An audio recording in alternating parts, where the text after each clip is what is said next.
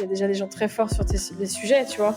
Donc c'est pas trop ça. Je pense que c'est un mix de ok, on pourrait le prendre avec cet angle-là, qui est un angle très spécifique, tu vois. Et que tu sais aller trouver ton audience sur cet angle-là parce que tu as compris que cette audience-là, elle aimait soit la newsletter, soit elle aimait la vidéo sur Facebook ou soit sur TikTok. Et que après, ce genre de sujet-là, tu sais aussi l'exprimer à des annonceurs, quoi. Et quand tu alignes ces trois-là, et ben, ton projet, il marche. Bienvenue sur We Are All Media, le podcast de ceux qui font les médias d'aujourd'hui et de demain. Derrière la magie des écrans télé, ciné et web, des ondes radio ou du papier glacé des magazines, il y a des personnes passionnées et inspirantes. Entrepreneurs, producteurs, créateurs, diffuseurs, artistes, journalistes, influenceurs. On parle de leur parcours, parfois atypique, leur métier, leur expérience, mais aussi leur vision du futur des médias ainsi que des nouvelles façons de consommer les contenus. On est vraiment dans du média e-commerce, tu vois. Je pense qu'il n'y a plus vraiment... Enfin, la logique de lancer son média pour son média, tu te rends compte que tout devient content, comment proposer des choses à ta communauté, qu'ils soient des objets ou des expériences, ou, tu vois. Mais je suis pas sûre que ça soit si cantonné aux médias. C'est plus qu'il faut avoir une logique content dans tout. Avec Laure, on revient sur son aventure Minute Buzz qu'elle a cofondée avec Maxime Barbier, de la naissance de ce blog de curation de vidéos divertissantes à l'éclosion de l'un des médias pure player les plus populaires de sa génération. Pas étonnant qu'en 2016, TF1 l'absorbe et le renomme Vertical Station pour en faire sa filiale de production de brand content pour les réseaux sociaux. On discute des facteurs clés de succès pour un média digital, de l'importance de mixer l'envie d'une audience avec les besoins des annonceurs. Enfin, on débat de la place de l'intelligence artificielle dans le futur des médias, mais aussi de l'évolution d'un modèle média e-commerce où nous devenons tous créateurs de contenu pour façonner un univers singulier qui nous permet de vendre des produits ou des services. Bonne écoute. Bonjour à tous et bonjour Laure. Bienvenue sur We Are All Media. Donc je suis avec Laure Lefebvre, cofondatrice de Minute Buzz, devenue ensuite Vertical Station à la suite de son rachat par TF1 en 2016. On est en direct du Portugal, où tu t'es fraîchement installé, Laure. Merci d'être là et surtout, comme je te le disais juste avant, de remonter le quota féminin des invités du podcast. Il y a pas mal de raisons pour lesquelles je voulais absolument t'inviter. D'abord parce que tu as un parcours entrepreneurial remarquable. On va parler de ton aventure Minute Buzz, qui aura duré, je crois, 10 ans. Mais aussi parce que c'est vrai qu'ici, sur We Are All Media, on parle beaucoup de sujets relatifs donc aux médias, la production, la réalisation même, les plateformes, les nouveaux usages digitaux. Mais moi, il y a un sujet qui m'intéresse beaucoup. En tout cas, c'est un peu la recette magique que je cherche désespérément.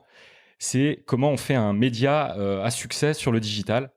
Alors, je dis pas que tu as la solution, la réponse, mais je pense que tu peux avoir quelques éclairages parce que vous en avez lancé quelques-uns, donc Minute Buzz, super bon, fraîche. Voilà, donc j'espère qu'on va parler de ça.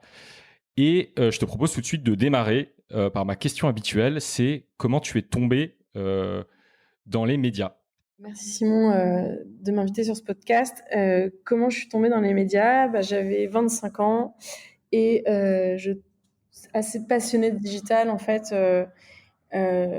J'ai rencontré Maxime Barbier avec qui on bossait ensemble dans une agence CRM et à partir de ce moment-là, lui il avait créé un blog qui s'appelait Minute Buzz et on avait aussi un autre projet en commun sur lequel on avait fait une levée de fonds auprès de Business Angel qui était plutôt dans les médias d'ailleurs et en fait ce blog finalement est devenu un média et un peu de fil en aiguille on s'est retrouvés à vraiment vivre et habiter dans le secteur des médias.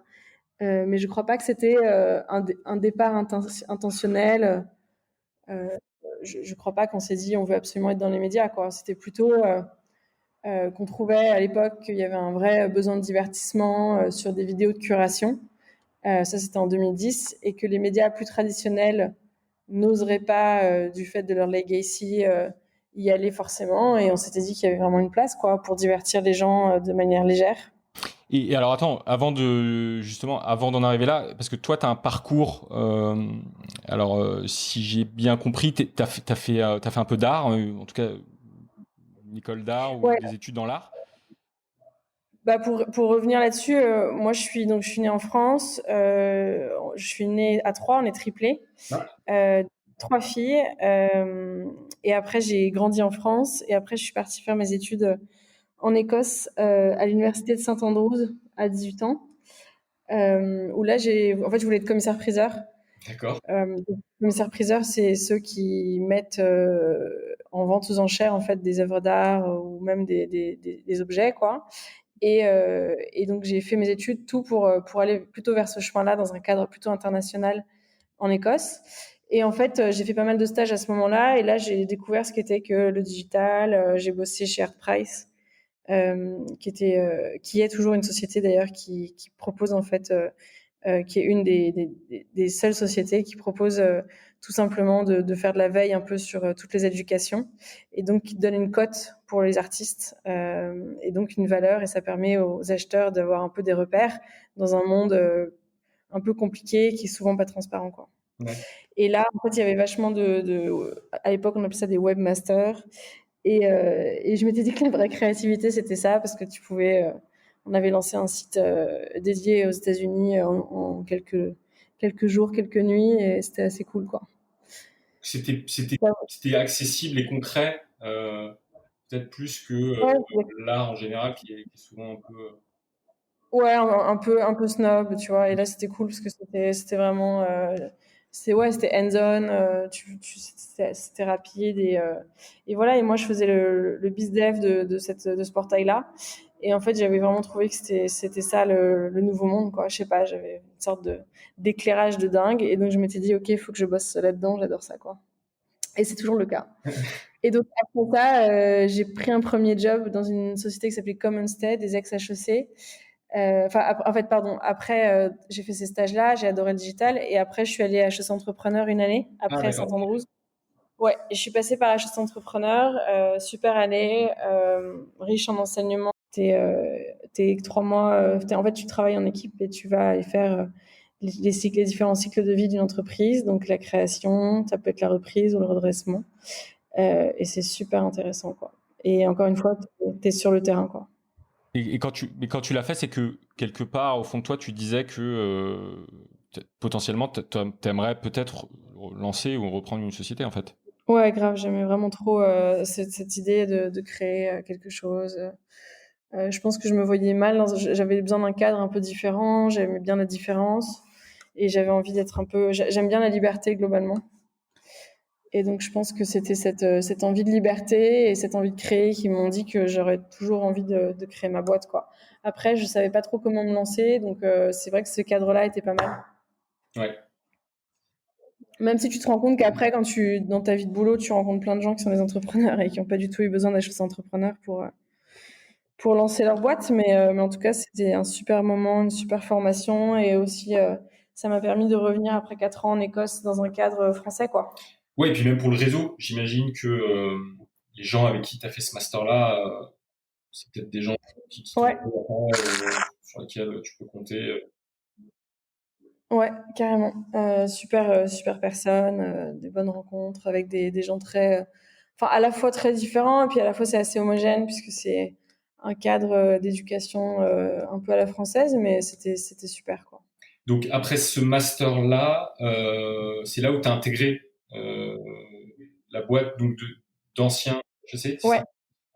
comme c'était, ouais, une boîte de CRM donc qui permettait pas mal de solutions de CRM, soit du mailing. Et moi, en fait, j'ai accompagné un client sur sa partie social media. Et c'était un peu du bizdev parce que ça avait un peu été jamais du jamais fait. Et du coup, il fallait l'implanter. Et là, il a fallu trouver un expert en social media, surtout en Facebook. En gros, il fallait tout simplement créer tous leurs comptes sociaux. C'était un groupe de centres commerciaux. Et, euh, et là, à ce moment-là, il fallait trouver quelqu'un fort dans ce sujet-là. Et du coup, j'ai fait le tour de pas mal de monde. Et puis là, il y avait Maxime, qui organisait beaucoup de soirées dans Ouais. Paris grâce à ses outils Facebook. Et du coup, j'ai fait le lien dans ma tête en me disant que c'était quand même pas mal d'avoir quelqu'un qui avait réussi à faire quelque chose à partir des réseaux et qu'il comprenait pas mal ce qui se passait. Et donc, du coup, j'en ai déjeuné ensemble et à partir de là, je me suis dit go, faut qu'il puisse m'aider sur ce dossier-là. Et on a bossé pas mal de mois ensemble. Et à côté de ça, il avait le blog Minute Buzz. Et du coup, en parallèle, je lui ai dit bah viens, on essaye de le monétiser. Et de fil en aiguille, ben, on s'est associés. Il avait déjà créé la société avec d'autres associés. D'accord. Euh, et donc, bah, petit à petit, je les ai aidés, je les ai accompagnés. Et puis, les autres associés, on s'est quittés. Donc ça, c'est aussi des phases de l'entreprise qui sont plutôt importantes parce que enfin, pour moi, c'est important de bien bosser avec les associés, que tu en veuilles toujours ou que tu n'en veuilles plus. Mais en fait, je trouve ça assez important d'avoir des bonnes relations et de gérer les sorties de bonne manière, quoi. Et à ce moment-là, donc Minute Buzz, c'était un blog. Ouais. Maxime, c'était sur quoi? C'est déjà du divertissement. C'était. Ouais, c'était vraiment très généraliste avec un mix de. C'était vraiment du pur divertissement léger. L'idée, c'était de prendre quelques minutes dans ta journée. Donc, tu vois, on est vraiment ouais, la première chose, un peu dans l'idée de ce feed de bonnes nouvelles, de bonne humeur. Et en fait, on faisait une curation énorme de toute la culture web, Mais quoi. à la main, vous aviez des outils ou. Ouais, alors, non, non, c'était vraiment à la main. Au début, c'était Max qui le faisait, et puis après, bah, on a trouvé des stagiaires et puis des employés, des personnes en fait qui adoraient ça, quoi. Ok. Donc, nous a rejoint très rapidement une personne qui a beaucoup contribué à la société, qui s'appelle Morgane Lecoufflet. Enfin, on a eu pas mal de monde. Après, on a été assez connus rapidement parce on a toujours mis le paquet sur la qualité au niveau de cette passion qui est la culture web, quoi. Sur les premières semaines, c'était en fait, tout était sur votre blog, ou assez rapidement vous Ouais. avez mis vos contenus ailleurs parce que au final, mettre de la vidéo, enfin, moi je sais combien ça coûte de faire du streaming, surtout en 2010, ça devait être assez cher. Donc déjà, si c'était le cas, comment vous financiez et voilà, et comment est-ce que vous êtes. Bah, en fait, tout était sur le blog et on mettait sur Facebook, mais tout était de C'était pas l'embed en web fait, player, nous, ok. tu vois. Ouais, c'était de l'embed de player de A à Z, quoi. Et en fait, on a tout de suite fait, comme on est né très lié à Facebook, on a eu très peu de stratégies de référencement à faire, puisque de toute façon, le référencement à l'époque, il n'était pas du tout dingue. L'univers Google et l'univers Facebook étaient hyper séparés. Ouais. Donc du coup, si tu veux, c'était finalement en fait un truc assez simple qui était bah, tu postes sur le blog, tu postes sur le Facebook, et là, il fallait trouver les bons canaux. Donc à l'époque, Max, il avait ce qu'on peut appeler un réseau puissant. Maintenant, je pense que ça n'a rien à voir par rapport à ce que sont des réseaux d'influenceurs d'aujourd'hui, etc. Et du coup, si tu veux, tu vois, il avait une petite plateforme, il avait un petit tremplin, et les contenus qu'on postait, ils étaient vraiment addictif dans le sens ouais, et ça existait pas trop à l'époque. Enfin, il y avait quelques blogs, etc., mais on a vraiment surfé sur un besoin à un moment T qui était très important, Et les quoi. gens, et en fait, ça a fonctionné aussi parce que les gens partageaient. En fait, c'était très organique. C'est ça que Ouais, exactement, et c'était lié à un outil. Et tu vois, à l'époque, il y avait vachement la notion de partage des liens, quoi. ouais. Donc c'était tout ça, c'était beaucoup de mécanique social media dans le bon moment, tu vois. Et d'ailleurs, quand tu vois après le parallélisme, c'est que bah, les plateformes, en fait, on a passé notre temps. Je pense qu'une des forces de Minute Boss, ça a été de en permanence s'adapter aux plateformes et à leur stratégie. Maintenant, une des grandes faiblesses, c'était aussi on était extrêmement dépendant de ces plateformes, mais c'est ça qui nous a obligés à tout le temps nous renouveler, quoi. Ouais. Et donc, pour reprendre un petit peu le fil, donc, alors, assez rapidement, vous avez commencé à vous développer. Euh, la levée de fonds, en fait, elle est arrivée à quel moment Très tôt, ouais. Donc on crée, enfin la société est créée en novembre 2010. D'accord. Et la levée de fonds, elle arrive en avril 2011. Donc, tu vois, en fait, Ouais. euh, à ce moment-là, ce qui se passe, c'est que Maxime est beaucoup sur les contenus. sur du coup la curation, sur la plateforme. Et moi, je suis beaucoup sur un début de business, donc un début d'aller installer la marque auprès des clients, avec une vraie volonté de le faire en direct, c'est-à-dire d'avoir une régie en direct, d'avoir un discours géré, totalement libre sur nos croyances, Pour, pour, etc. pour Et pas pour d'intermédiaire. préciser à ce moment-là, quand tu dis régie, c'est que déjà vous considérez déjà comme un média en fait, et vous allez voir des annonceurs pour leur proposer, voilà, Ouais, pour leur proposer des opérations. directement. Ouais, avec notre pitch, notre solution, notre pricing, et tout ce qu'il fallait du coup de mini solutions ad serving, etc. On est passé partout, quoi. On a essayé de fabriquer nous-mêmes notre ad serveur. Après, on a pris d'autres ad serveurs.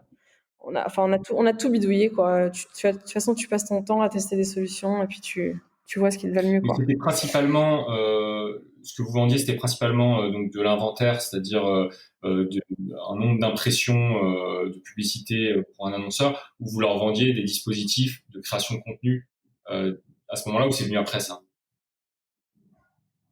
Mix toujours les deux. Et en fait, on appelait ça du native advertising, avant d'appeler ça du brand Ouais. content. Et en gros, toujours les deux. Toujours une partie créa, toujours une partie diffusion, quoi. Mais si tu veux, il fallait quand même avoir en fait, c'est toujours le paradoxe je pense, de l'entrepreneur, c'est le côté hélicoptère où tu passes ton temps à reprendre de la hauteur et repartir dans les tout petits sujets, quoi. Et il faut savoir que je suis tombée sur une facture récente de nos premiers Ouais. clients. Tu vois, c'était 700 euros, quoi. Ouais. Euh, donc voilà, avec toujours une partie prod, créa, parce qu'en fait, en fait, je sais pas si, enfin, les gens qui nous écoutent se rappelleront, mais c'était l'époque des bannières à Ouais. fond. Truc dégueu, c'était encore un trafic très desktop, hein, le mobile est arrivé un tout petit peu après.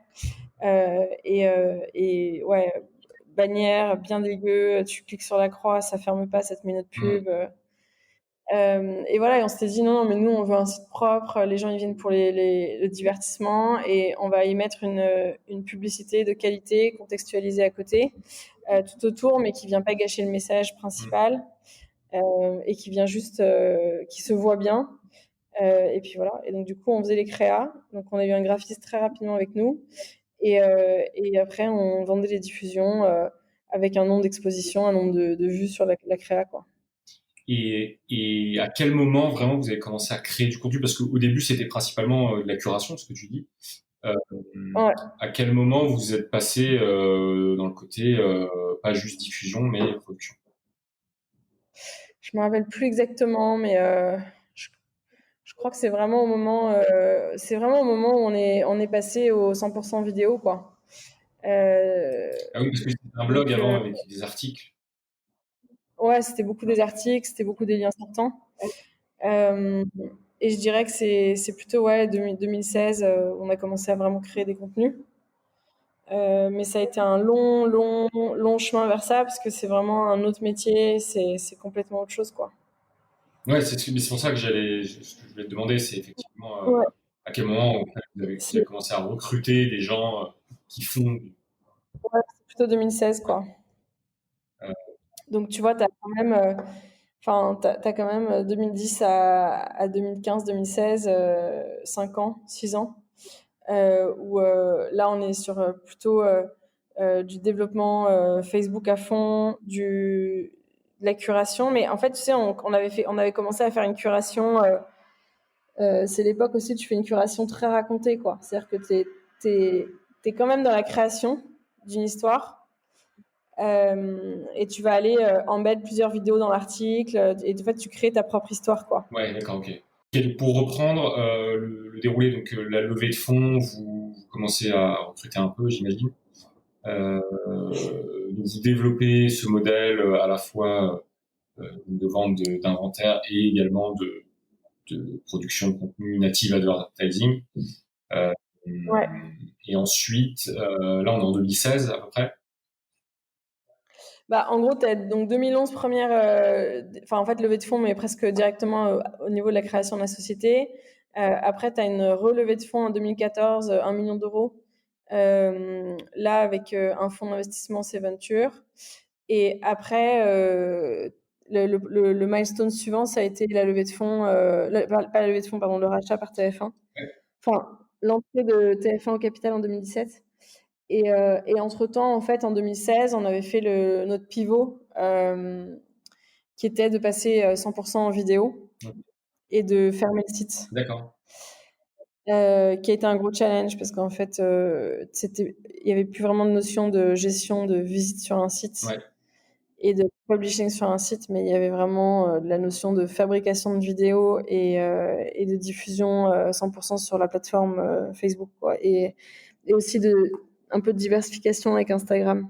Et c'était quoi, pour revenir à ça, la raison qui a motivé en fait ce pivot? Parce que si ça fonctionnait pas trop mal en termes de visite, que vous arriviez quand même à vendre des bannières, même s'il y avait de moins en moins de bannières, mais tu vois, il y avait quand même des annonceurs qui investissaient. Pourquoi c'était la raison? La raison, c'était pas nos clients. La raison, c'était c'était un autre client qui s'appelait les plateformes et principalement Facebook qui, à ce moment-là, c'était un mouvement global des plateformes c'est 2014, 2015, tu vois, c'est toutes ces années-là où le trafic devient extrêmement mobile. Ouais. Et dans ce cas, les portées, en fait, ces plateformes-là décident de garder le trafic chez elles parce que c'est beaucoup plus difficile, si tu veux, tu vois, en envoyant du trafic à l'extérieur, ils gardent pas les gens chez eux. Donc, et c'est des plateformes qui monétisent, elles, leurs audiences et le temps que les gens passent sur leur plateforme, quoi. Et donc, leur objectif pour eux, c'était vraiment de garder les gens. Et sur le mobile, c'est encore plus exigeant. Et donc, à ce moment-là, ils ont vraiment, petit à petit, hein, ça s'est pas passé du jour au lendemain, mais sur 2 ans, quoi. Ils ont décidé de garder le trafic chez eux et donc les médias ou les éditeurs qui vivaient du renvoi de trafic depuis le social media, on a vu nos portées complètement descendre, quoi.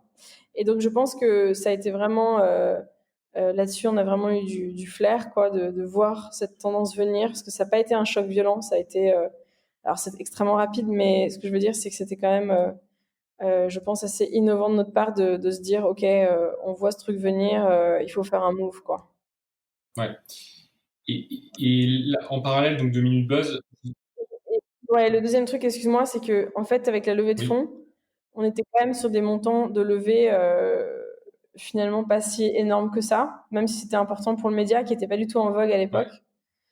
Ouais. Mais si tu veux, c'était compliqué de garder aussi absolument toutes les zones de coûts que sont le maintien enfin, maintenant, tu peux faire des newsletters, des choses beaucoup plus simplement.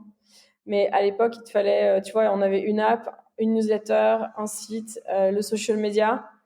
Et en plus, tu dois passer à la prod vidéo. Et là, si tu veux, on n'y arrivait juste pas dans la zone de coût, quoi. Ouais. Or, on a toujours en tout cas, fait le maximum pour être rentable. Donc, c'était vraiment trop compliqué de tout gérer. Et puis, nos journées n'avaient plus aucune. Enfin, en fait, tu avais des équipes que tu vois, tu boostais à fond, et puis d'autres que tu t'oubliais complètement si tu n'avais pas le temps. Et je pense que c'était pas trop le chemin qu'on voulait prendre, quoi. Ouais, donc vous avez recentré un peu les activités. Ouais, on s'est dit, ok, on va focus, on va être très bon dans un endroit, quoi. Et c'est toujours les éternelles discussions entre est-ce que je me diversifie ou est-ce que je suis très bon dans Ouais. un endroit, Ouais. quoi.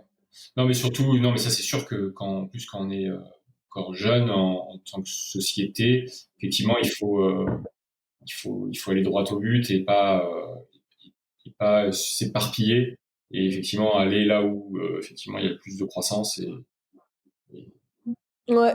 Mais pour revenir juste à cette première levée de fonds, puisque comme tu disais, c'est vrai que les levées de fonds, surtout dans les médias et surtout à ce moment-là, c'était plutôt rare. Enfin, c'était pas rare, mais c'était moins commun que dans d'autres secteurs très tech. Euh, Comment vous les avez convaincus? Enfin, c'est sur quoi vous les avez convaincus que vous leur expliquiez que vous réinventiez un peu les médias de demain? Vous aviez pas mal de chiffres, j'imagine, à l'appui qui montraient votre forte croissance du moment, mais voilà, c'était quoi le discours qui les a séduits? Hum, ils ont vu que on était des gros bosseurs et que. Enfin, non, le premier truc, c'est pas forcément lié à nous, mais le premier, c'est évidemment que on était inscrit totalement dans la tendance social media et que, encore une fois, c'était un peu, c'était clairement une des parties que les investisseurs regardaient beaucoup, Ouais. quoi. Euh, ouais, il y avait quand même un énorme intérêt sur ces sujets de plateforme. Il faut voir qu'il y a eu, ouais, il y avait Twitter, Facebook, après Instagram, il y a eu Snapchat entre-temps. Enfin, c'était quand même, et tout le monde était un peu aux aguets, quoi. Donc ça, c'est la première chose. La deuxième chose, c'est qu'on a vraiment trouvé des investisseurs qui étaient passionnés de médias, et c'est pour ça, entre autres, que tu vois, j'ai plaisir à répondre à tes questions, parce que c'est un secteur enfin, c'est marrant parce qu'il y a vraiment des gros passionnés de ce sujet-là, du média, et c'est génial, quoi. Donc là, c'était des investisseurs, le sujet média les intéressait vraiment, tu vois, de parler au plus grand nombre, le rôle qu'on joue dans la société, etc.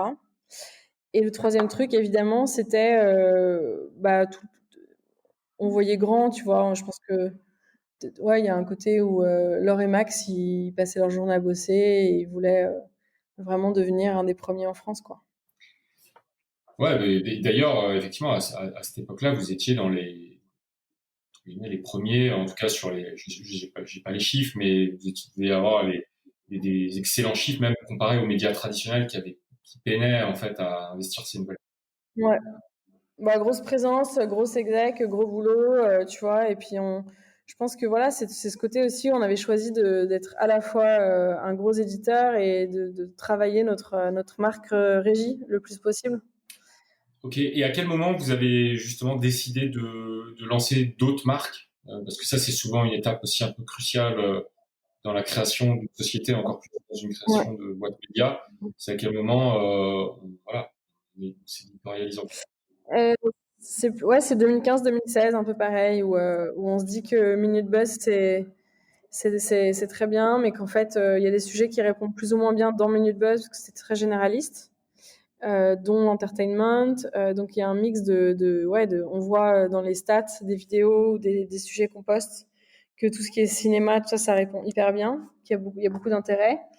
Et en même temps, du côté client, réponse à nos clients, il y avait une vraie demande de de tout l'entertainment, d'avoir un média spécialement social media dans lequel ils pouvaient s'exprimer, quoi.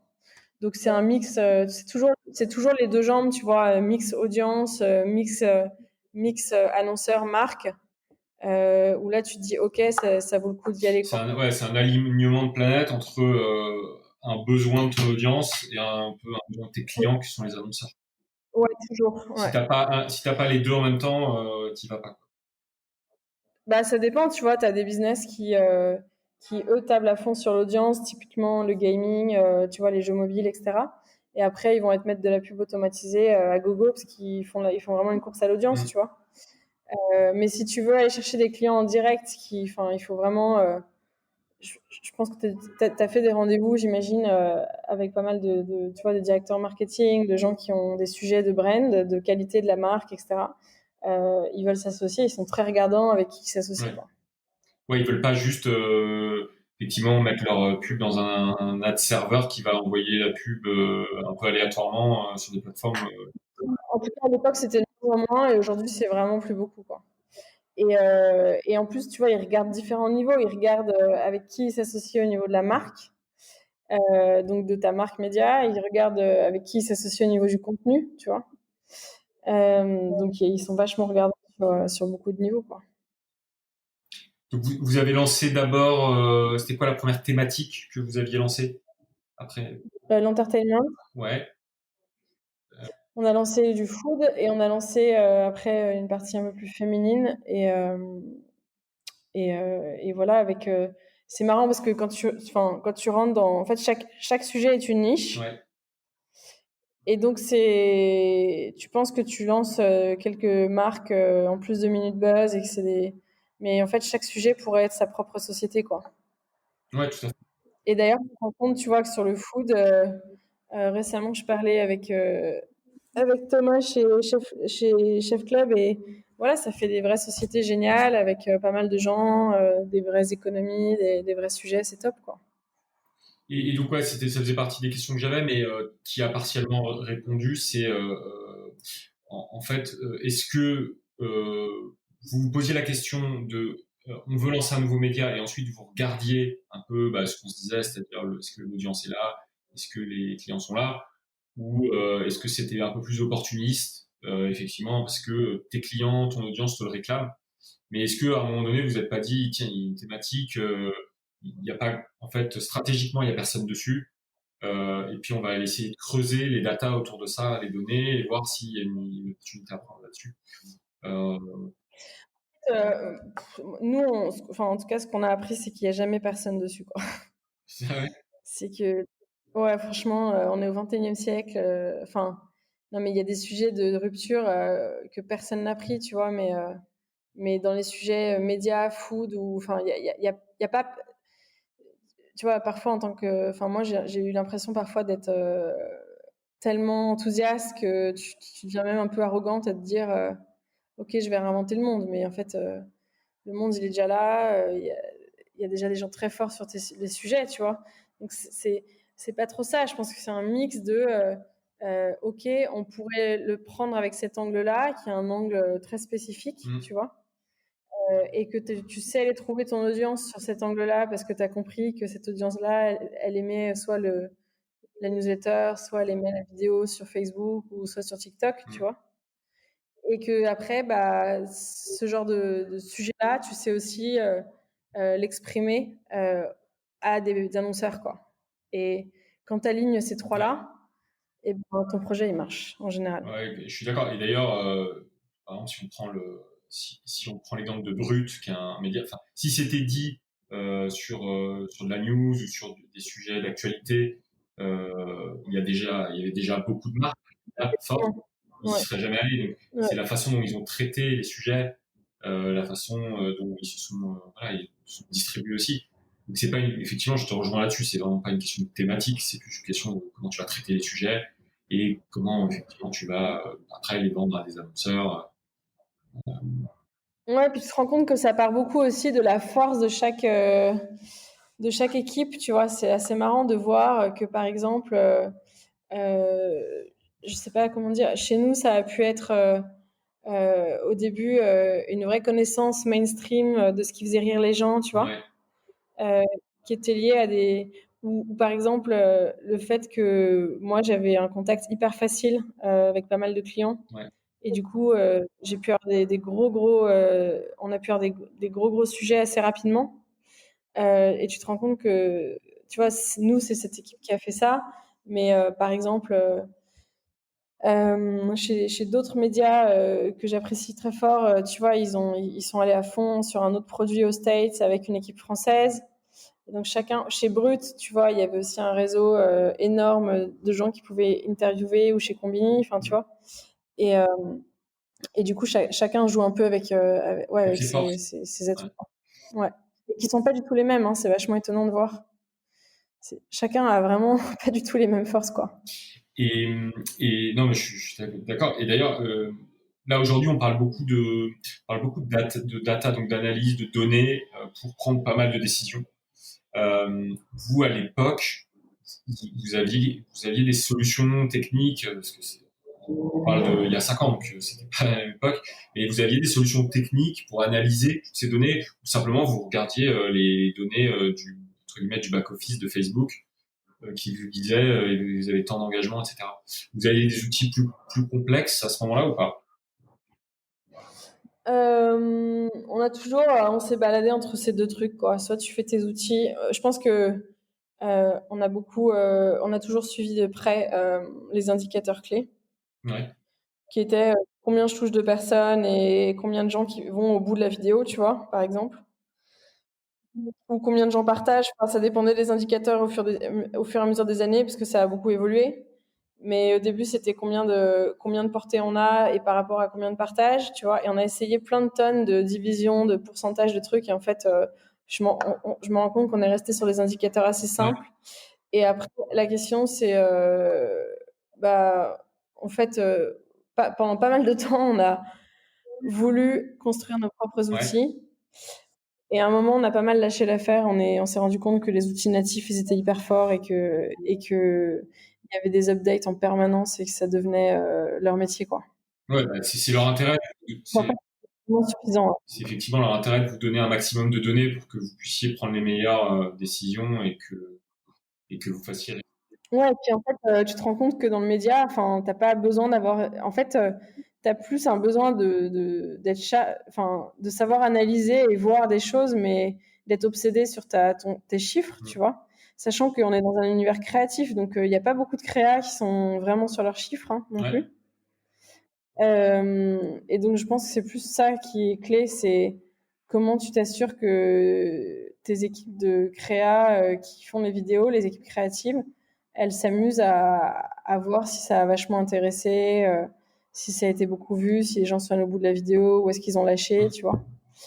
Mais c'est plus en fait une gymnastique que des outils, quoi. Parce que les outils, encore une fois, on les avait construits avec une équipe tech, etc. Et puis en fait, tu te rends compte que tu es très rapidement largué parce qu'il y a une nouvelle version de l'outil natif qui s'est mis à jour et que toi tu l'as pas, ton API c'est pas juste la récupérer les infos et voilà quoi. Donc en fait nous très rapidement on est revenu aux outils natifs. C'était je pense au milieu, enfin tu vois c'était 5 ans après avoir essayé de construire notre ad serveur, après avoir essayé de faire plein de choses, on est revenu aux outils natifs quoi.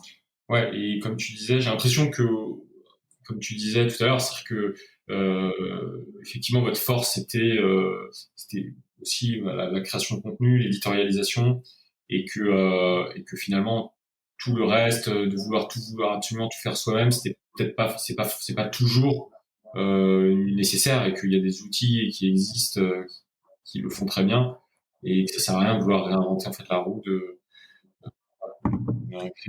Ouais, non, sachant que vraiment, enfin, pour moi, notre métier, c'est vraiment de sortir les contenus qui intéressent le plus les gens, et c'est ça qui fait que les gens vont adorer, ils vont partager, quoi. Et donc du coup, si on reprend un peu le fil, on arrive en 2017, donc là c'est là où TF1 rentre au capital. Donc à ce moment-là, il y a une synergie qui est prévue. Comment vous avez abordé ça? Ouais, alors là, c'était un schéma tout nouveau à la fois de prise de participation d'un groupe média.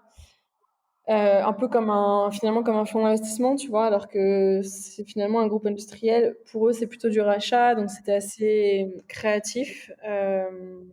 Et on a créé des synergies à la fois de tenter des choses sur l'édition, les Ouais. contenus, et à la fois on a créé quelques synergies commerciales où en fait on avait des clients TF1 avec qui on travaillait et vice versa quoi.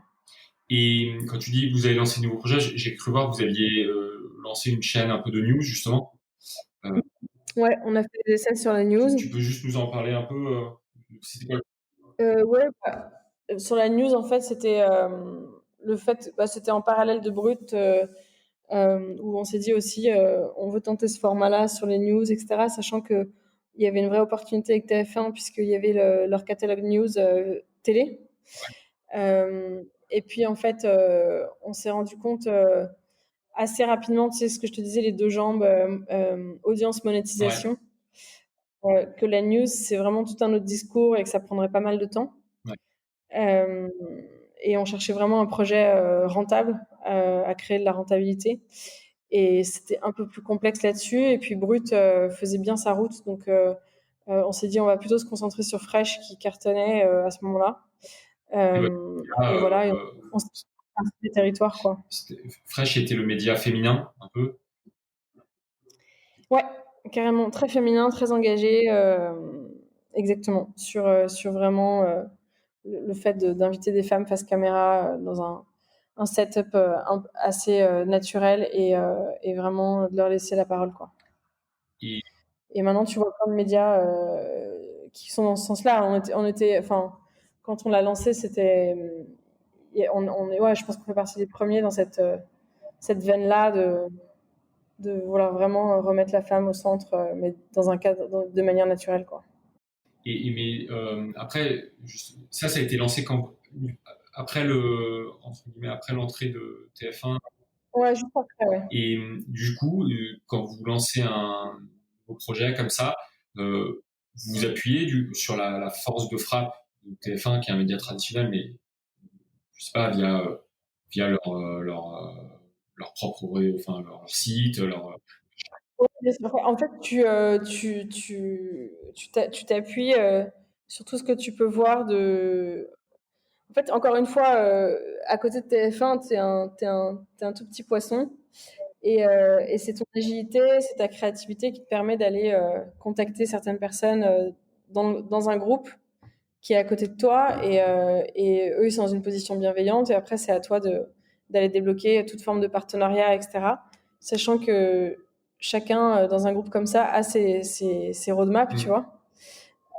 Et donc, bah, c'est autant d'énergie que tu dois mettre sur chaque sujet si tu veux débloquer un catalogue contenu ou si tu veux débloquer un partenariat régie, tu vois, sachant que, par exemple, chez TF1, la régie est séparée complètement de Mm. l'édition. Donc, tu vas faire 2 fois le boulot pour aller convaincre. Mais c'est vraiment une formule de partenariat. Alors, ils sont plus motivés parce que tu as un intérêt capitalistique, mais globalement, c'est vraiment, tu prends ta mallette d'entrepreneuse. Ouais, c'est pas pour autant plus facile, quoi. Non, c'est pas. Non, non, parce que en fait, encore une fois, t'as des gens, tu vois, qui ont des journées de dingue, et t'es un sujet parmi d'autres. Et puis, soit ils décident de te rentrer dans la roadmap ou pas, Ouais. par intérêt économique, ou même parfois par juste par intérêt, tu vois, sur le affectif sur le sujet, quoi. Mais voilà, mais c'est pas, il y a pas de logique industrielle, si tu veux, beaucoup, quoi. Ouais. Ok, et donc là, l'aventure au sein de TF1, ça a duré 3 ans, c'est ça? Ouais, exactement. Et là, on a beaucoup appris à être à côté d'un groupe comme ça. C'est super intéressant, quoi. Tu apprends énormément de choses. Tu te rends compte, ça c'est vraiment aussi assez intéressant de voir que nos clients, ils ont en fait tous déjà un rapport avec TF1. Donc, quand bien même on restait très autonome, euh, Minute Buzz, enfin Vertical Station était égal à Mm. TF1, tu vois, dans leur tête. Ça, nos clients nous le disaient souvent, quoi. En fait, un client, il a une porte d'entrée, tu vois. Ouais. Il a du mal à se dire, j'ai des portes d'entrée. Enfin, dans les grands groupes, dans les relations, il a un compte client, il a une personne et pour tous ces sujets, quoi. Et c'est comme ça, en général, qu'il préfère travailler que d'avoir dans sa tête une entité, un fournisseur et 10 personnes, quoi. Est-ce que vous aviez des inspirations, vous, dans toute cette aventure, il y avait des médias qui vous inspiraient ou que vous trouviez vraiment cool et... Ouais, bien sûr. Bah, au début, on a eu BuzzFeed, Ah oui, énormément. ouais, Euh, à l'époque, qui vraiment nous inspirait énormément sur la partie plateforme, divertissement. Il y avait aussi beaucoup de Lad Bible, tu ouais. vois, sur cette partie curation. On a eu aussi d'autres personnes, d'autres médias français, tu vois, Melty, enfin Alexandre, euh, on trouvait ça top ce qu'il faisait, etc.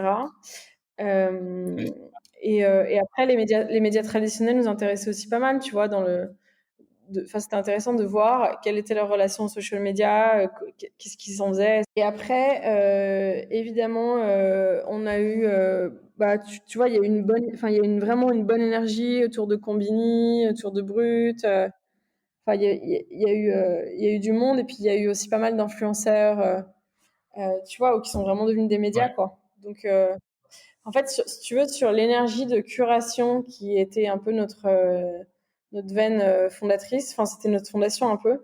Euh, je- ouais, on était vraiment dans une vague de médias qui ont un peu revu la chose, tu vois. Ok. Je te propose qu'on passe à la partie un peu plus prospective, parce que je pense qu'il y a pas mal de trucs intéressants qu'on a un peu évoqués, mais que je voudrais parler parce que je pense que ça va façonner un peu le futur des médias. Et moi, je voulais un peu parler justement du modèle des plateformes, parce que bah, vous, c'était le cas, c'est que vous avez démarré sur un média entre guillemets propre, enfin un site, le site qui était le vôtre. Vous avez ensuite migré sur un modèle 100% sur les réseaux, Facebook, Instagram, etc. Un peu comme Brut a démarré juste sur Facebook. Euh, Après, entre-temps, on a vu un peu les limites du modèle, c'est-à-dire que bah, les GAFA, ils contrôlent quand même beaucoup de données. Ils peuvent décider du jour au lendemain de fermer une page, de modifier leur algorithme, qui peut avoir un grave impact en fait sur des boîtes médias. Ouais. Du coup, moi, par rapport à toi, ton expérience, est-ce que aujourd'hui tu recommanderais pour quelqu'un qui voudrait lancer un média de le lancer à 100% sur des plateformes, ou est-ce que tu es plus réservé sur le sujet et tu vois à l'avenir qu'est-ce qu'on peut est-ce qu'on peut être à 100% confiant par rapport à ces grosses plateformes? Enfin, moi, je pense que maintenant, on est vraiment dans du média e-commerce, tu vois. Je pense qu'il n'y a plus vraiment, enfin, la logique de lancer son média pour son média. Tu te rends compte que tout devient content et que en fait, euh, je, je me dis, tu vois, si t'aimes vraiment un sujet, autant aller explorer autant ta prise de parole tous les jours, mais à la fois comment proposer des choses à ta communauté, qui soient des objets ou des expériences, ou tu vois. Mais je suis pas sûre que ça soit si cantonné aux médias. C'est plus qu'il faut avoir une logique content dans tout. Et après, par rapport aux plateformes, bah, ce que je disais, c'est que je pense que de toute façon, les plateformes, c'est assez incontournable. Maintenant, les plateformes, ça peut être aussi, tu vois, il y a des nouvelles plateformes de newsletters comme Substack. Enfin, et t'es pas du tout obligé d'aller juste sur une logique mass média. Et si t'as ta niche avec ta logique de newsletter, avec une niche qui te suit tout le temps, etc., c'est assez passionnant aussi, quoi. Ouais. Donc toi, de toute façon, là, aujourd'hui, si tu devais relancer un média entre guillemets ou du contenu, tu passerais par les plateformes sans problème parce que au final, ce qu'il faut, c'est quand même toucher une audience et après, la façon dont tu la monétises, ça peut être, comme tu dis, du e-commerce. Donc, enfin, du e-commerce, euh, trouver un moyen via du contenu de vendre un produit, un service, une expérience. Ouais, ouais, après, c'est idéal si tu arrives à vraiment avoir ta logique, ton CRM à toi, avec ta logique on-site, tu vois, enfin, que ça soit tes utilisateurs à toi, etc. Mais enfin, moi, je vois plus trop d'intérêt à développer ses propres outils, etc., sachant que maintenant, tu as de l'outil partout, tu vois, qui est de l'outil fabuleux que tout le monde utilise, quoi. Je voulais aussi juste qu'on parle du sujet parce qu'on l'a mentionné justement quand on parlait de la curation des contenus. Que vous, à l'époque, en 2000, au début, en tout cas 2010-2015, vous faisiez un peu manuellement. Euh, Aujourd'hui, on parle de plus en plus d'intelligence artificielle, en tout cas de big data, donc des outils qui analysent les tendances. Voilà, on parle de robots qui pourraient même écrire des articles parce qu'ils récupèrent plein de données à droite à gauche. Du coup, que ce soit d'ailleurs pour le divertissement ou même pour la news, euh, je me demandais si on allait plus vers un modèle un peu d'efficacité automatisé. Donc, où en fait, voilà, on va avoir on va déléguer les tâches de recherche de contenu à des robots parce qu'ils savent ils savent analyser des milliards de données et ils savent trouver les trucs qui peuvent buzzer. Et même l'écriture d'articles un peu simples peuvent être faits par ces robots-là, euh, à l'o- en opposition en fait à un modèle plus premium où bah, du coup, comme on libérera un peu du temps grâce à ces intelligences artificielles, on ira peut-être vers sur des articles de fond vraiment bien écrits avec un regard un peu humain sur la société. Mais du coup, voilà, ce côté un peu premium, bah, il sera du coup valorisé. Donc peut-être on paiera pour cet accès-là. Donc je sais pas que si t'as un avis là-dessus ou une vision. Honnêtement, sur les outils, j'ai pas trop d'avis. Tout le monde, en fait, tout le monde se pose ces sujets-là, mais tu vois, j'attends de voir les bons outils. Autant sur la partie premium, etc., on l'a parce qu'on connaît des marques qui le font super bien, des marques médias qui font hyper bien ce travail, tu vois, de rédaction premium, de fond, Ouais. quoi. Autant sur l'autre partie AI, on a des news, on a des infos qui sortent, mais j'ai pas encore en tête, si tu veux, le média qui fait que ça et qui le fait hyper bien, quoi. De toute façon, le contenu, c'est, tu vois, c'est décomposé, quoi. C'est soit des mots, soit de la voix, soit de l'image. Donc forcément, à un moment, on arrivera à en faire de la méga base et te trouver, enfin, te faire une recherche encore, enfin, une recherche juste parfaite sur les sujets que tu cherches et qui relie tout ça, quoi. Ouais. Donc, je pense qu'à terme, de toute façon, forcément, on va tout décomposer et on va décomposer aussi ça. Et est-ce que ça ressortira dans une marque média? Je sais pas. Pour moi, ce sera plus une plateforme qui te permettra d'aller chercher toute l'information sur un sujet bien plus loin ou de lire des news, tu vois, d'agrégation. Mais je sais pas trop sur l'édition. J'attends de voir. Mais c'est vrai qu'en ce moment, il y a des progrès colossaux. Tu le vois sur les outils de translating. Enfin, c'est vrai que tout le monde est en train de chercher ça, quoi. Après, moi, je sais pas me prononcer là-dessus. Tu vois, je suis ce qui se passe, mais là-dessus, je sais qu'on va y arriver, mais j'ai pas d'outils. Je peux pas donner un nom là. Et je pense que ce qui est intéressant dans ce podcast, c'est d'avoir des noms, quoi. Ouais, non, pas forcément, non, mais après, je pense qu'effectivement, on n'y est pas. Même s'il y a des avancées, on est loin d'avoir quelque chose qui est, en tout cas, des intelligences artificielles qui peuvent créer du bon contenu média à partir de plein de données. Mais j'ai quand même l'impression qu'on va y arriver un jour. Et voilà, la question c'est voilà, qu'est-ce qui nous restera en fait, nous humains, quelle sera notre valeur ajoutée dans les médias si une bonne partie peut être faite euh, par des intelligences artificielles. Ouais, puis tu sais, en fait, le truc, enfin, je sais pas si tu le vois, mais moi, je trouve que dans ta manière de rechercher actuellement, c'est hallucinant. Comme enfin, on est tous devenus des créateurs de contenu, quoi. Tu cherches sur un lieu, tu vois. Là, je me balade dans Lisbonne, tu Ouais. vois. Tu tapes un lieu ou un resto et là, en fait, tu as absolument ton avis. Donc, ton avis sur le sujet, il se fabrique par absolument tout le monde, quoi. Et tu regardes plus du tout juste une source, tu regardes la multitude de contenus, quoi. Et donc, l'AI, elle va forcément se bâtir là-dessus, tu vois, sur ces méga de données, ces données, mais partout, partout, partout. Et tu es obligé à un moment de les regrouper et d'en faire quelque chose, tu vois. Mais maintenant, ce sera toujours très différent ce que tu dis dans l'article de fond euh, et avec une vraie analyse de. Enfin, je trouve que si tu veux, aujourd'hui, le web, les médias, tu parcours des trucs, mais par exemple, moi, dans les sujets que j'aime, tu vois, j'aime beaucoup tous les sujets plus euh, objets, antiquaires et tout ça. Et en fait, tu croises des gens qui n'émettent pas du tout encore du Ouais. contenu, qui sont réticents en fait à vouloir les mettre. Et ils ont un point de vue extrêmement riche, tu vois, de fond, mais ils veulent juste pas entendre parler de digital encore, tu vois. Non, mais, Et et là où je te l'AI, elle a pas accès à ces infos pour l'instant, c'est tu ça. vois. C'est-à-dire que elle a tous les avis TripAdvisor, elle a tous les avis Google, il y a tout qui est en train de se bâtir là-dessus et on est en train de. Aujourd'hui, on est juste dans une phase où on construit de la donnée, tu vois, encore. On est, pour moi, on n'est pas du tout dans une phase de lecture tu vois, de lecture média grâce à l'AI, quoi. Ça va arriver, hein, c'est sûr. Ouais. Mais pour l'instant, on est juste en train de construire les données, tu vois. Et on est en train de créer de la base de données dans tous les sens, avec nos montres, avec notre données de santé, avec tout. C'est incroyable comme notre génération donne tout désormais, quoi. Ouais, mais t'as raison sur un point, c'est que une grande partie des médias des futurs sera constituée de user generated content, l'UGC comme on l'appelle.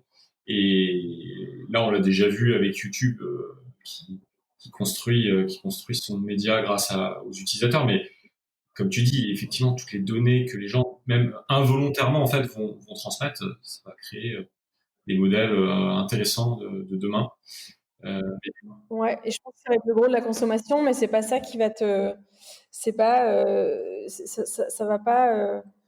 Je sais pas comment dire, ça va être ton quotidien permanent, mais c'est pas, tu vas pas t'arrêter là-dessus alors que un énorme point de vue d'expert, quelque chose, ouais, une nouvelle façon de voir aussi, parce qu'en fait, tu vois, par exemple là sur Lisbonne, je consomme des tonnes de contenu sur le Portugal, etc. Et en fait, tu passes ton temps à toujours retrouver les mêmes données, quoi. Et t'as toujours les mêmes avis, quoi. Tu vois, c'est toujours les mêmes trucs, c'est toujours les mêmes. Et en fait, il y a une forme aussi de lassitude. Sur ce user content qui est à la fois génial parce que tu as une multitude d'infos, mais à la fin, c'est quand même, je dirais que tu passes ton temps, en fait, tu passes ton temps à parcourir ces données-là parce que bah, tu vas peut-être trouver une info que tu n'avais pas vue dans les 100 ouais. 100 données et tu es à la recherche de ça. Mais en fait, c'est très rarement des points de vue créatifs, tu vois. Ouais. Et puis surtout, comment trouver effectivement cette info qui, toi, t'est intéressante à un moment T dans les 100, sans avoir à perdre le temps de dérouler les 100 contenus pour trouver Moi, je trouve que c'est plutôt le manque de poésie, tu vois. Je trouve que ce qui est ouf dans les articles de fond de certains médias papier, entre autres, tu vois, et ben, c'est que putain, c'est génial quand on revoit des points de vue, on revoit un sujet différemment avec une forme de poésie ou du jamais vu, et ça fait du bien, quoi. Parce que tu vois, en fait, on est à la fois tous uniques et à la fois tu vois, je sais pas comment dire, mais un mur est blanc, un mur est blanc, quoi. Et t'auras peut-être sans avis, mais par exemple, tu vois, sur Lisbonne, tout le monde te dit, bah, le lifestyle est incroyable, le Tage, il est comme ça, et le pont, il faut visiter ce pont-là, non, non.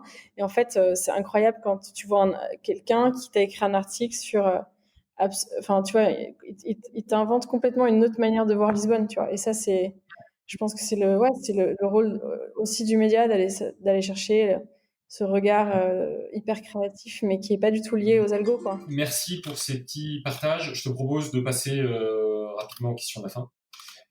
Ouais. La première question, c'est quels médias tu consommes au quotidien et à quelle proportion? Attends, j'ouvre mon tel pour voir mon temps d'écran. Je fais beaucoup d'Insta. Ensuite, je consomme un bouquet presse, tu vois, où j'ai tout Ouais. dedans. Mais je regarde beaucoup tout ce qui est archi, design, etc. Donc, AD, j'aime beaucoup. Milk, tous ces trucs-là. Et après, j'ai Le Monde, vachement. New York Times. Ok.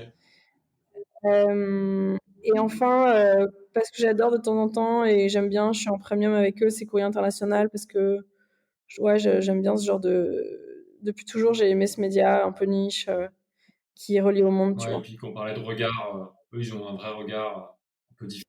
Ouais, j'aime bien. Et je lis Society aussi parce que c'est frais, c'est cool. Top. Donc pas mal de presse, hein. C'est Ouais, j'ai j'adore. l'impression.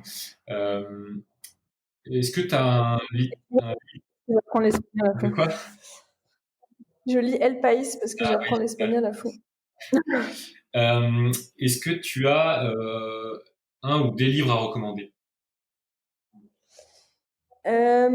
Écoute, tu vois, sur les livres à recommander, enfin, les derniers livres que j'ai lus, qui est complètement hors du temps, mais que j'ai adoré, c'est Stéphane Zweig, Le Monde d'hier, qui est le dernier bouquin qu'il a écrit avant de mourir. Stéphane Zweig, qui est un de mes écrivains préférés.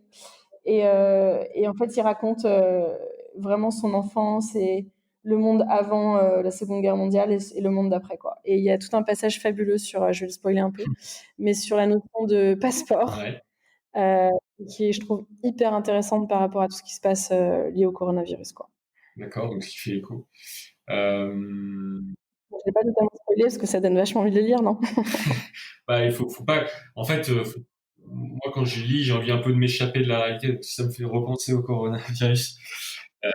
Non, mais ça ne va pas, mais c'est cool. Ouais. Et après, le deuxième bouquin que j'ai beaucoup aimé, c'était le bouquin de notre coach Lynn qui s'appelle Régis Medina. Ouais, Il a écrit un bouquin qui s'appelle Learning to Scale ok, qui explique un peu la démarche, la gymnastique Lean, quoi. Le Lean te permettant d'être un peu dans une culture d'amélioration, tu vois, dans ta ouais, vie de tous les jours et surtout au bureau pour ton entreprise, quoi. d'accord.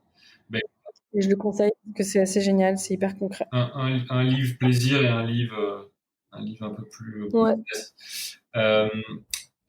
Est-ce que, alors là, je fais plutôt appel peut-être à ton époque où tu étais entrepreneuse, mais euh, un outil. Est-ce que tu as des outils qui t'aident dans ta productivité ou est-ce que tu as je sais pas, des routines dans la journée qui te permettent de mieux gérer ton temps, d'être plus productif, voilà.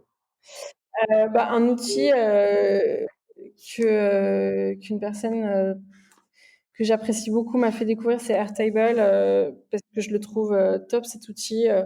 J'ai mis pas mal de mes bases de données sur mes sujets, voilà, soit de lecture, soit sur les persos, les objets, les trucs comme ça, ou les rencontres aussi, parce que je note pas mal toutes mes rencontres. De noter Euh, c'est ça, ça te permet de noter des infos et de les relier. ouais, c'est un mix Excel, base de données. Et en même temps, tu peux en faire un Kanban avec tout ce que tu as à faire, tu vois, Ok, tout ce qui est en progrès, tout ce qui est done, etc. Donc c'est pas mal, quoi. C'est vraiment un mix Excel, base de données et Trello, quoi. C'est intéressant. Et après, dans les routines, moi, en truc important juste pour moi, que j'ai vraiment retenu, c'est le côté, moi, tout ce qui est dans mon agenda existe et tout ce qui l'est pas trop existe un peu moins. Voilà, je note vachement et j'ai un peu ma vision des journées par bloc, quoi. Ouais, tu t'écris tout, même à l'avance, ta journée, entre guillemets, tu te réserves. Ouais. Ouais, tout. Alors je le quantifie pas, tu vois, en fin de mois, je regarde pas exactement ma répartition d'horaire truc, mais j'aime vraiment bien voir visuellement dans mon agenda, c'est Google Agenda, hein, et je mets vraiment tout ce que je fais dans ma journée, je le mets dans des blocs, quoi. Et c'est vraiment mélange pro perso, mais au moins j'ai une bonne vision du truc, j'ai un historique. Et ça me permet quand même, tu vois, dans les week-ends, je regarde de temps en temps où est-ce qu'est passée ma semaine, qu'est-ce que je fais, et qu'est-ce que je fais la semaine précédente et qu'est-ce que je change, quoi. Ouais, top. Voilà, j'aime bien. Est-ce que tu as un mentor ou une personnalité qui t'inspire, que tu as rencontré ou pas d'ailleurs? Ouais, enfin, il y en a beaucoup, mais non, un mentor, j'avais beaucoup cette notion-là étant plus jeune. Maintenant, tu vois, je fais un peu plus ma vie, quoi. Mais évidemment, j'ai plein d'amis qui m'inspirent. J'ai plein de lectures et de podcasts que j'écoute qui m'inspirent. On a Mais pas. j'ai moins de mentor parce que tu vois, j'ai envie d'être un peu indépendante là-dessus, quoi. Ok, et la Mais dernière question. Euh, pour les personnes donc, qui écoutent ce podcast, qui ont des projets dans les médias ou pas forcément d'ailleurs, mais euh, est-ce que tu as un conseil à donner pour ceux qui veulent se lancer ou ceux qui ont des projets qui veulent les mener à bien? ouais, que je pense qu'il faut pas trop. Enfin, ce que je disais, c'est si tu as envie enfin, la logique de est-ce que ça existe ou ça existe pas, je suis pas sûre. Je pense qu'il faut mieux trouver son angle sur un sujet dans lequel on passe déjà beaucoup de temps dans ses journées parce qu'on l'aime, quoi. Et après, bien vérifier le business model parce que je pense que la rentabilité, c'est méga clé dans tes efforts et essayer toujours d'avoir une logique de valeur, de monter tes prix, plutôt que d'essayer de pas trop penser à ça et de faire, enfin, je sais pas comment dire, mais c'est à la fois un mix de trouver ce qu'on aime faire et à la fois voir s'il y a un bon modèle économique et surtout, je pense, pas trop, comme on est sur un sujet média, pas trop séparer le content, donc le média, et d'autres choses, quoi. Parce que tu vois, les gens, avant, on se disait, je vais lancer un média. Mais aujourd'hui, tout est média, en Ouais. fait. Tout est content. Donc, moi, je me dirais, bah, si j'aime un sujet, un secteur, ok, qu'est-ce que j'ai envie de raconter ou qu'est-ce que j'ai envie de proposer comme produit. Mais en fait, c'est qu'est-ce que j'ai envie de raconter, c'est tout pareil, quoi. Ouais. Et donc, je suis pas sûre que, tu vois, la logique de je vais lancer un média, ça soit si vrai aujourd'hui, en fait. Ouais. C'est plus je Mais c'est une question que je je vais pose. créer en fait.